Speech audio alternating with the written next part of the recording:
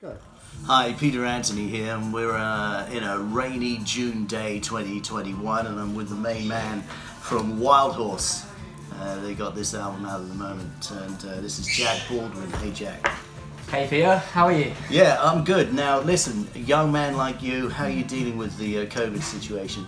I mean, to be honest, it's not been great, but it's helped me with songwriting, to be honest, because it's allowed me to focus, and obviously it's influenced songwriting, and you can't really not talk about something that big in songs. So it's been positives and negatives, but yeah. Well, that is really good, because you've used this time in a good way, haven't you? Yeah, I mean, I always try to be as productive as possible, and I had all the time in the world to just sort of focus on music. And so a lot of writing, a lot of creativity going on during lockdown, I should think. Yeah, there was a lot of writing, but also I kind of like went into the producer's seat as well for our next record. We self-produced, so it's the first time we've done that, and that was really fun.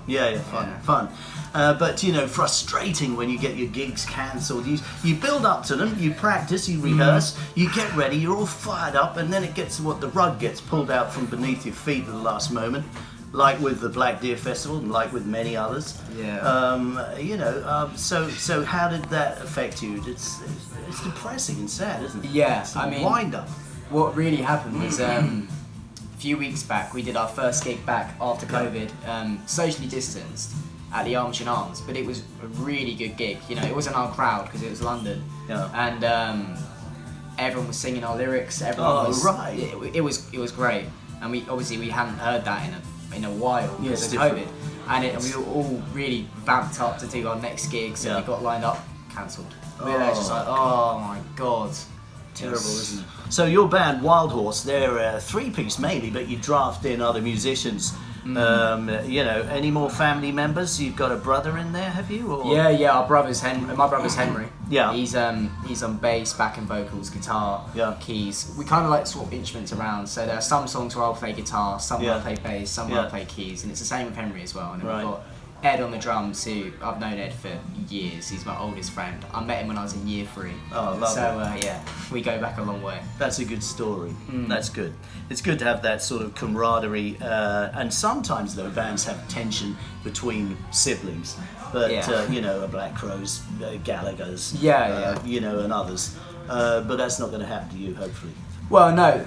Do you ever get any sign of it sometimes? Yeah, I mean, of course, with brothers. I thought so. We have brotherly fights, but I mean, that's another one of Ed's roles. Because he's good friends with both of us, he often acts as a mediator, the sort of middleman who calms us down. Is he the big one? No, the big one is my brother, funnily enough. Because everyone says that me and Ed look more like brothers. Everyone says that, but no, me and Henry are brothers, which, Ed is the one who sometimes has to bash our heads together and say, come on, stop fighting. Well, that's good. That's what you got to get. Exactly. So, there's a new single out. There is. When's that out? Is it July 1st? Yeah, July 1st, which at the time of recording this is next Thursday. Yeah. So, looking forward to that. Very much. It's a great song. It's one of my favourites, actually. And it's, what is it, record collection? Record collection. So this is a great idea. So, because when I was when I was young, and enjoying a misspent youth. I used to meet a girl, and we'd go back to her place, and I would check out her album collection. It would all be vinyl then, and you'd flip through the vinyl and you'd go, oh yeah, her head's in the right place. Or you'd go, boopity boopity boom. Yeah, see you later. I think I'd just maybe spend some time here and split. A little later on. So looking forward to the gigs, looking forward to the single release July 1st, record collection. It's a great subject. Yeah, I mean, like I said, it's obviously music is something that's very close to me, and it was written about a friend I have, and we both have very similar tastes in music. And it's just sort of about that stuff. And this friend I have is a girl, but not like a girlfriend. And everyone's like, oh, are you two together? It's like, no, we just, we have similar tastes in music. That's what I wrote it about. It's like, when a guy and a girl are friends, society together, and it's like, no. Yeah, so the record collection is out on July 1st. You've got a new album in the can, haven't you? We have, yeah.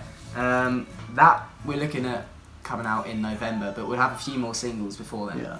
There's lots of new music coming in 2021, and already started writing for next year. So, you know, the good thing about a lockdown is it's very creative. Oh yeah, in the first lockdown, I wrote about 200 songs. Yeah. Which I then had to whittle down to this album that we're making now, which was a long process because you know you can't have a 200 long song album. I mean. Now tell us all about your.